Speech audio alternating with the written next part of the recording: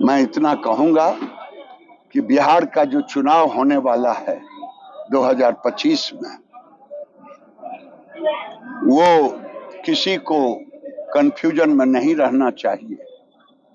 लालू जी लाख तुम्बा फेरी कर ले, नीतीश कुमार के नेतृत्व में एनडीए का चुनाव होगा और बिहार में फिर से एनडीए की सरकार बनेगी। और मैं तो कहता हूं कि नीतीश कुमार इतने दिनों तक मुख्यमंत्री रहे, आज के बच्चे जो 30 साल के हो गए हैं, उन्होंने नहीं देखा लालू जी का जंगल राज, कुव्यवस्था, सड़कें, अस्पताल, स्कूल जर्जर स्थिति थी। आज उसको एक ऊंचाई पर ले जाने का काम किया है।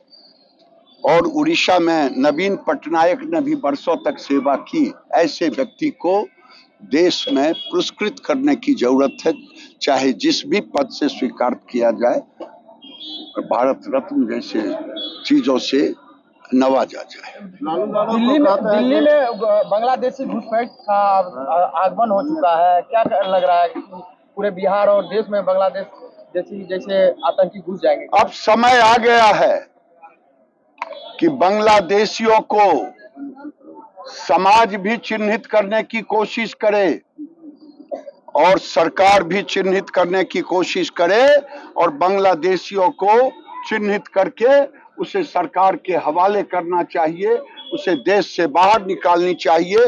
क्योंकि सामाजिक समरसता के लिए बांग्लादेशी केवल पूर्णिया, अररिया, कटिहार, किशनगंज में ही खतरा नहीं है, बल्कि बिहार के तमाम राज्यों में खतरा है। और बिहार जो 800 किलोमीटर लगभग सीमा है, चाहे बांग्लादेश की सीमा हो, चाहे नेपाल की सीमा हो, उन सीमा पर जो अवैध मस्जिद बनाने का काम किया है, उसको भी चिन्हित किया जाएगा। अरविंद केजरीवाल दिल्ली में फ्री की योजना का लगातार घोषणा कर रहे हैं।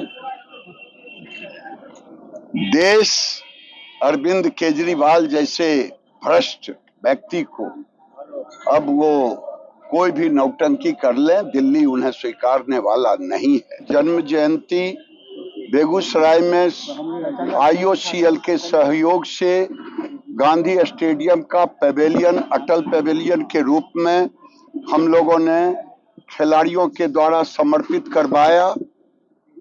और मैं समझता हूं कि अटल बिहारी वाजपेयी देश के सामर्थ्य को, ताकत को बढ़ाने के लिए अगर एक तरफ परमाणु विस्फोट करते हैं दुनिया के दबाव के बगैर, दबाव देने के बाद भी, तो दूसरे तरफ जब विदेश जाते हैं, यूएनओ जाते हैं, तो भारतीय वेशभूषा में जाके हिंदी में जाकर के बोलते हैं। वहीं 1971 में जब 71 का युद्ध होता है, विपक्ष के नेता के रूप में होते हैं, तो कहते हैं एक देश एक नेता है।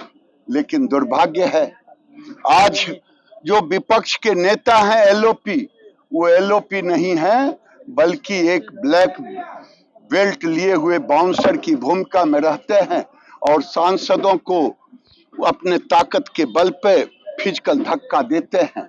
और बाबा साहेब अंबेडकर से पूरी जिंदगी नफरत करते हुए कांग्रेस ने बाबा साहेब अंबेडकर को केवल 2 बार हराने का काम नहीं किया, केवल उन्हें मंत्रिपरिषद से इस्तीफा देने के लिए मजबूर ही नहीं किया,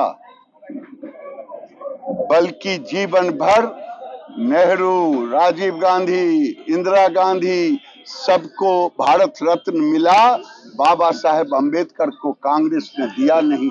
उसे देश से माफी मांगनी चाहिए।